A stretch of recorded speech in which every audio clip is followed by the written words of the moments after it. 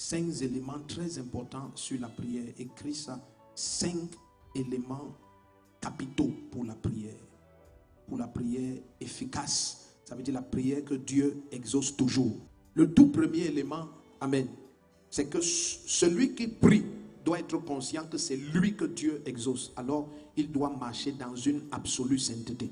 Je dis, le premier élément numéro 1, c'est tellement important que sans cet élément, tout ce qu'on va dire après ne sert à rien. Le premier élément important, c'est que tu dois être conscient que Dieu exauce celui qui prie. Il n'exauce pas la prière. C'est une grave erreur, mais c'est quelque chose que l'Église doit comprendre très simplement. Beaucoup d'entre nous croyons que Dieu exauce la prière. C'est pour ça que vous entendez les gens dire que est-ce que vous ne pouvez pas donner les psaumes? Vous n'avez pas des psaumes que je peux dire. On s'en fout. Dieu s'en fout. Tu veux réciter tous les psaumes tous les jours. Ça ne sert à rien. C'est la personne qui prie que Dieu exauce. Ce n'est pas la prière que tu émets qu'il exauce. Donc il n'y a pas une prière que Dieu exauce. Ça veut dire qu'il n'y a pas un agencement de paroles qui ordonne à Dieu de faire quelque chose. Non, Dieu n'est pas un esprit qu'on incante et qu'on invoque. Je ne sais pas si vous comprenez. Non, c'est notre Père avec qui nous communions. C'est pour ça que Jésus est venu. C'est pour qu'il y ait maintenant la communion. Dis Amen puissant. Donc tu peux entrer dans une chambre, tu fais Rimba Kundia, Rimbeto, Dieu se manifeste. Non. Ce n'est pas un esprit qu'on invoque. Alléluia. Est-ce que tu es ici? Donc, première chose que celui qui prie doit comprendre, c'est que Dieu exauce celui qui prie. Alors, l'absolue sainteté de sa vie est la base fondamentale. Dis Amen. Dès que je dis ça, tout ça c'est un enseignement. Je vous dis ça seulement c'est un enseignement. Si tu connais un peu les Écritures, par exemple dans Ésaïe 59 à partir du verset 1, le Seigneur va commencer à le dire que ce n'est pas que mes oreilles sont dues pour entendre ou mon bras est court pour vous atteindre. Il dit ce sont vos péchés qui mettaient une séparation. Mais pourquoi il a dit qu'il mettait? Parce qu'il savait que le problème du péché va être résolu en Jésus-Christ. Amen. Donc maintenant, pourquoi est-ce que la séparation d'avec sa gloire, car tous ont péché, Romains 3 à partir du verset 23 jusqu'à 25, tous ont péché, sont privés de la gloire de Dieu. Mais pourquoi alors toi, tu vas vivre loin de cette gloire en vivant n'importe comment? Donc maintenant, entre parenthèses, le premier point, ça veut dire que la première prière que Dieu exaucera toujours, c'est la prière de repentance. C'est ce qu'il dit dans 1 Jean 1 verset 9. Si vous péchez, vous êtes fidèle auprès du Père qui va vous pardonner et vous purifier de toute iniquité. 1 Jean 1 verset 9. Tu as ici dit Amen. Donc ça c'est la base. C'est la base. Ça dit que c'est la base. Si quelqu'un, écoutez, de quelque manière que quelqu'un fait pendant 24 heures, il peut finir ça. En dehors des maux de tête, des migraines et des vertiges. Il n'a rien d'autre. Pourquoi? À cause du péché. C'est pas pour lui que je dis ça, c'est très sérieux. Et quelqu'un d'autre peut s'asseoir, comme, si je vous dis devant Dieu, s'asseoir comme ça. Et il te dit ce que Dieu va exaucer et Dieu exauce. Pourquoi? Parce que lorsque le juste médite, l'Éternel exauce les méditations de son cœur. Il dit avant que tu parles, je t'aurai exaucé. Ah, ça commence à devenir intéressant. J'aime ce qui va se passer dans cette école. Merci beaucoup, merci. La deuxième chose, c'est que celui qui prie doit connaître que Dieu n'exauce que les fardeaux qu'il a initiés en toi. Ça veut dire que, imagine quelqu'un qui vient à la prière et il a une liste de sujets. Nous, on a cru dans ce genre de mouvement-là. C'est quand on a commencé à lire la Bible calmement par le Saint-Esprit, on a vu que non, ça n'avait rien à voir avec Dieu. Donc tu as une liste comme ça, 346 sujets. Sujet numéro 1, nous prions pour la paix en Afghanistan. Le Seigneur, nous prions pour la paix en Afghanistan. Nom de Jésus, Amen. Sujet numéro 2, nous prions pour les gens qui vont aller maintenant au Turkménistan. Nous prions. Jette le papier là. Jette ça. Il n'y a ça nulle part de Genèse 1, Apocalypse 22. Il faut jeter ça. Toutes les prières qui ont affecté l'humanité sont des prières qui sont nées des fardeaux que Dieu a levés dans le cœur. C'est lui qui a accompli en nous le vouloir et le faire. Donc il dépose ses fardeaux par son esprit. Bien aimé, il y a des moments où Dieu peut mettre un fardeau en toi. Tu as un enfant malade. Tu essayes de tourner ton cœur vers l'enfant malade. Le problème là ne vient pas dans ton cœur comme un fardeau. Le Saint-Esprit veut te montrer que j'ai pris contrôle de cette maladie. Mais je te suscite pour cet autre problème. Donc la deuxième chose que celui qui prie et qui veut être exaucé doit comprendre, c'est que Dieu n'exauce que les fardeaux qu'il a déposés dans ton cœur. Donc parfois, et c'est pour ça que je vous ai dit un jour que quand tu pries, prie pour tes fardeaux. Non, ne prie jamais pour faire plaisir à quelqu'un.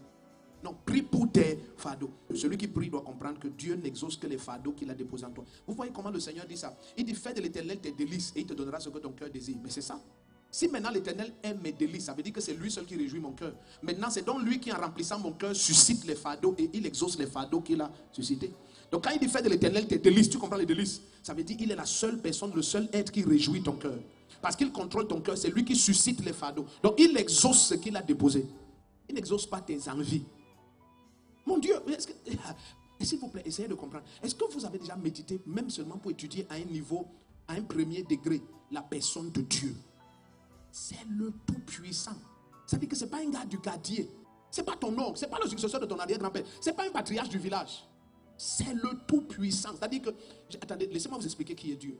C'est celui qui conçoit et crée Lucifer et l'expulse du jardin par une technologie selon laquelle il crée un Adam et il lui donne la terre où il avait envoyé Lucifer être l'instrument de sa gloire.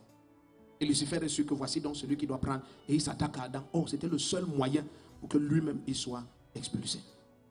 Et c'est celui qui dès le début révèle la fin. C'est-à-dire que dès qu'il commence Genèse 1, 2, tu vois, toute la Bible se trouve dans 2 chapitres. Il dit à la femme que, et les deux sont là. Il ne dit pas à Adam, ta descendance va écraser la tête du serpent. Non, il dit à la femme, ta semence. Mais une femme n'a pas de semence.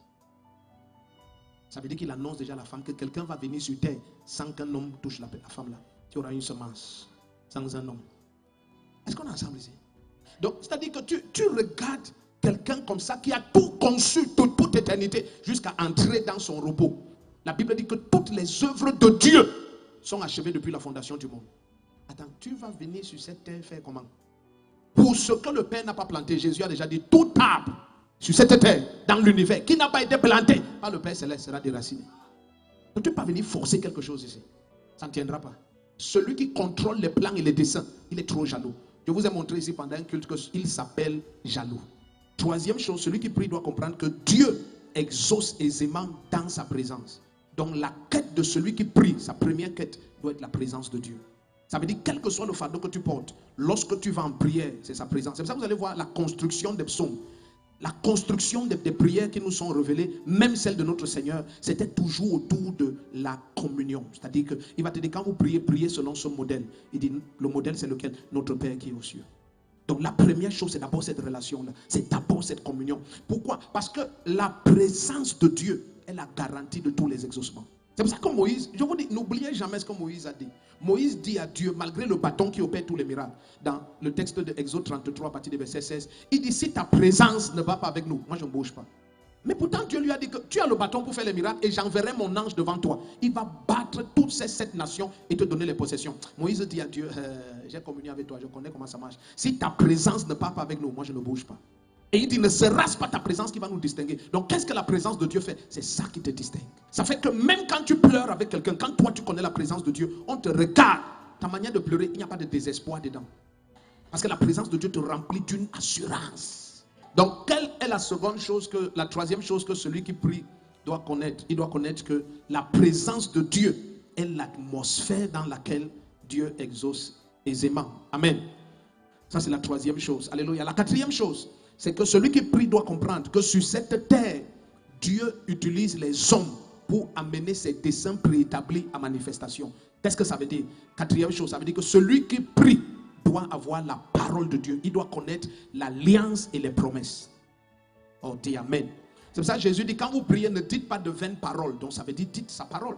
C'est pour ça qu'il dit par exemple dans Ésaïe 43, verset 26, quand tu pries, il dit, rappelle mon souvenir, plaidons ensemble, viens, parle toi-même pour te justifier.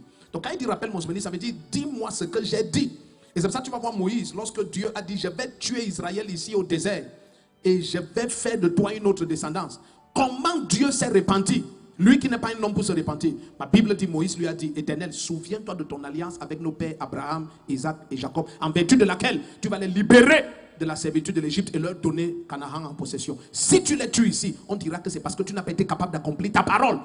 Dès qu'il a dit ça, la Bible dit que l'Éternel s'est repenti. Celui qui prie, et le problème de plusieurs, et c'est pour ça que dans Osée 2, à partir du verset 14, il dit, repentez-vous, prenez avec vous des paroles et revenez à l'Éternel. Donc il te faut la parole. Beaucoup d'entre nous qui prions, prions seulement comme si le fait d'avoir des problèmes, Dieu est au ciel pour répondre à nos problèmes. Non, il est le Dieu des alliances. Et il ne faillit pas dans les alliances. Regarde comment il dit. Il dit, voici, je donne à ta descendance, et nous sommes sa descendance, le contrôle de ses ennemis. Ça veut dire que si quelqu'un m'attaque, c'est la parole là par exemple que je prends. Il dit, papa, voici ta parole. Y aura-t-il quelqu'un qui m'attaque? Moi, la descendance d'Abraham. Et il triomphe de moi en quelque chose. n'est-ce pas moi qui ai le contrôle? Ouais. Regardez comment Bathsheba a parlé à David pour établir son fils Salomon. Elle a dit, Majesté, n'est-ce pas toi qui m'as dit que l'Éternel t'a donné mon fils Salomon comme roi à ta place? Voici que Adonijah déclare déjà partout dans la capitale que c'est lui le roi. Donc elle a seulement rappelé la parole. Pour la première fois dans l'histoire d'Israël, un roi a oint son successeur étant vivant. Le roi devait mourir pour qu'on ordonne le successeur. Mais David est le seul qui, étant vivant, a vu comment on ordonne son successeur. Parce qu'une femme a intercédé. Elle a rappelé la parole. Ça veut dire que chaque fois qu'un ennemi agit, il hâte l'accomplissement de la parole. Attends, si c'était ça mon message ce soir, j'allais aller très loin, tu allais comprendre. Je ne vais pas donner seulement un témoin, j'ajoute un deuxième.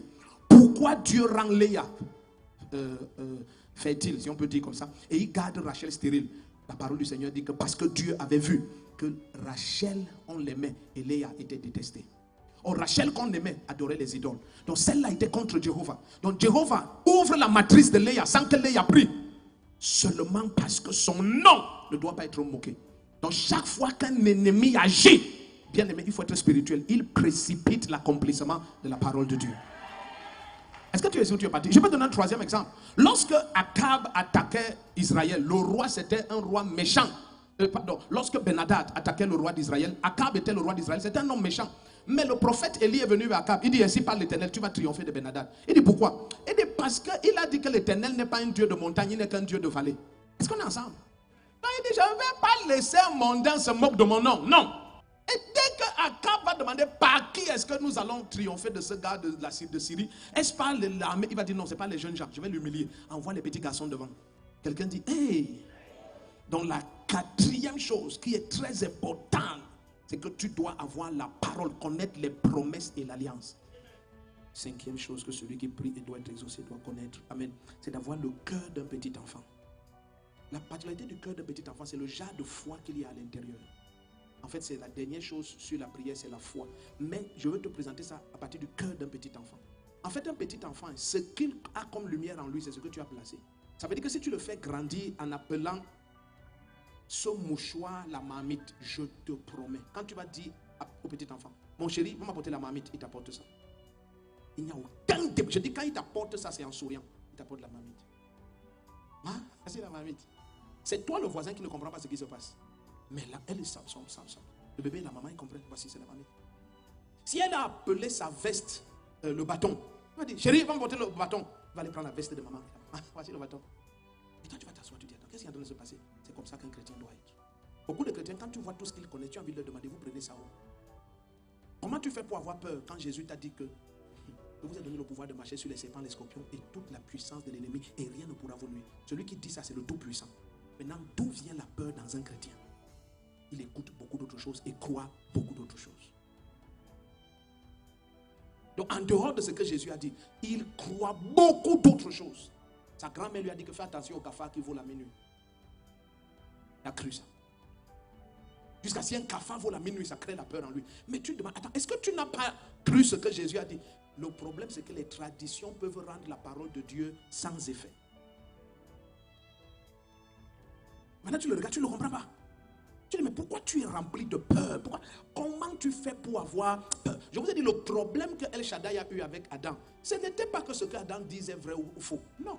Son problème, c'était l'origine, la source de la connaissance. Il a dit, Adam, qui t'a dit que tu es nu? Je n'ai pas dit que tu n'es pas nu. Je n'ai pas dit que... Mon problème n'est pas là-bas. La source. Tu écoutes qui déjà? Est-ce qu'on est ensemble? Donc voici quelqu'un qui se fait appeler enfant de Dieu. Mais si un chat pleure devant sa maison, tu l'entends dire vraiment, mon pasteur, je vous appelle, vous ne décrochez pas, la situation est très grave. 2 chats ont pleuré devant ma porte ce matin. Et tu dis, mais, où est l'Europe? Et là! Bon, à part pleurer, tu voulais qu'il danse? Non, mon prophète, c'est que vous ne comprenez pas. Il y aura eu mort dans la maison. Il y a beaucoup de choses que tu crois que ce n'est pas Jésus qui a dit. C'est ça qui te tourmente. C'est pour ça que tu vois des chrétiens, quand ils disent au nom de Jésus-Christ, rien ne se passe. Pourquoi? Parce que leur cœur est rempli de beaucoup d'autres choses. Ce nom n'a pas domination absolue sur son cœur. Non. Il y a beaucoup d'autres paroles, beaucoup d'autres. Beaucoup.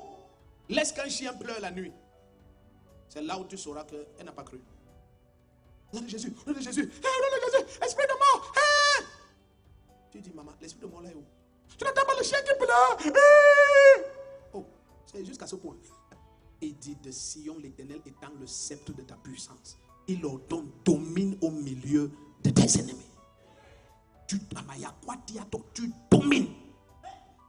Je dis, pour être au milieu, c'est qu'on t'a encerclé. Et tu domines au milieu. Quelqu'un dit Amen. Je dis au milieu. Et tu domines. Toi, un chrétien, il te dit bien, je suis né de Dieu. Je suis un enfant de Dieu. J'appartiens à Jésus-Christ. Je suis béni de toute bénédiction. Je suis, après, il te dit, seulement comme dans ma famille, personne ne se marie. Tu dis, quelle famille encore? Tu as dit que tu es né de Dieu. Tu n'es pas né de sang, ni de la chair, ni de la volonté des hommes. Tu es né de Dieu. De quoi tu parles? De quoi tu parles? L'Éternel t'a béni, tu es béni pour l'éternité. Donc, où est la connexion? Comment tu fais? Tu connectes, pardon. Tu connectes ça comment? Comment tu connectes ta naissance de Dieu avec la bénédiction divine et les malédictions qu'il y a dans une famille qui n'a plus rien à voir avec toi? Tu as été délivré de la vaine manière de vivre issue de cette famille. C'est ça la cinquième clé. Avoir un cœur de petit enfant, ça veut dire une foi, mon Dieu, qui donne le repos. Un repos reposant.